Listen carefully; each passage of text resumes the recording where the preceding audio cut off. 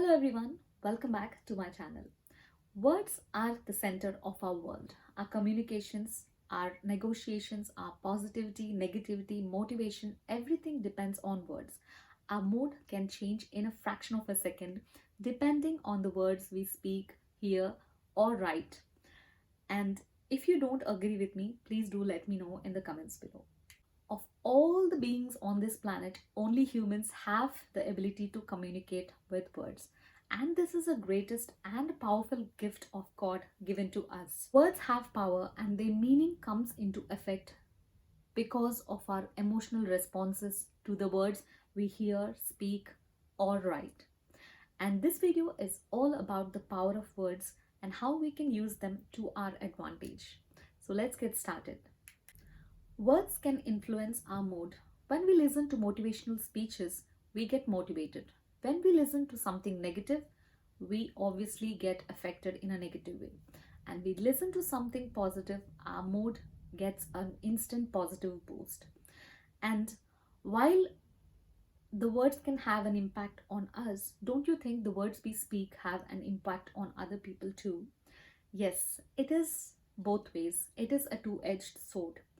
So you have to choose wisely what you're talking and what you're listening to.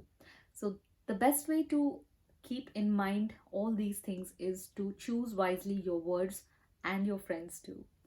So if you don't agree with me, try spending an hour or two with a person who's complaining all the time, either about his job, his wife, or his parents, or his life, or anything at all.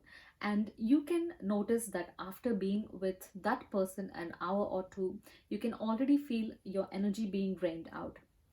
So this means that the words have power and they can drain out your energy too. And words are very powerful tools which can uplift your personal energy and they can improve your world. Ancient scriptures like the Holy Bible tell us that the life and death depend on the power of the tongue. And as it is not a metaphor and it is actually true. So let me give you some examples how this is true. So we all must be familiar with the movie Tare Zameen Par, in which Amir Khan mentions a specific tribe which does not cut down the trees, but they curse the trees again and again until the trees become dead and fell down themselves.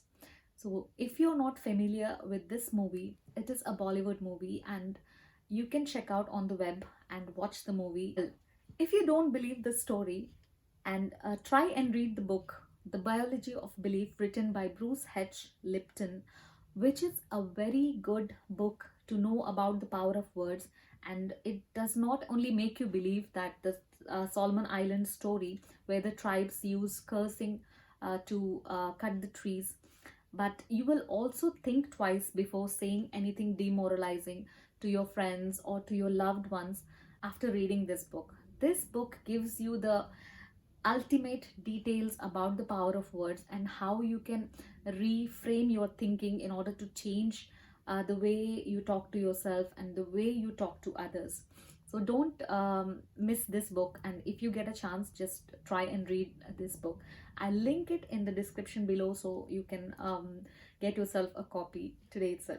As I mentioned earlier, in the Holy Bible, it also mentions that the words have the power to destroy and to build up, and the life and death depends on the power of the tongue. So how are we using these words? Are we trying to build someone, or are we trying to tear somebody down, or are we trying to encourage someone, or are we trying to discourage someone, motivate someone, or just demotivate someone?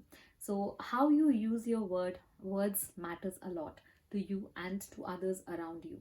I believe that what we say to ourselves and others has definitely an impact on the quality of our lives. And if you don't believe me, try listening to a motivational speech every single day in the morning for the next 7 days or for the next 10 days and see what difference it makes to your day. And let me know in the comments below if you have tried this before. Another example to understand the power of words is a great experiments conducted by a Japanese person called Emoto, which involves exposing glasses of water to words, to pictures, to behaviors, and freezing the water and observing the crystals to know the difference between different types of words that the water was exposed to. In another experiment, Emoto put two jars of boiled rice and labeled them, one as thank you and the other as you fool. And he asked a class of students to say the same words repeatedly to those jars for the next 30 days. And after 30 days, he observed that the glass which was insulted every day ended up into a shriveled black mass, while the other one, which was thanked and um, which was given a positive vibe, stayed the same and fluffy even after 30 days. Can you believe it?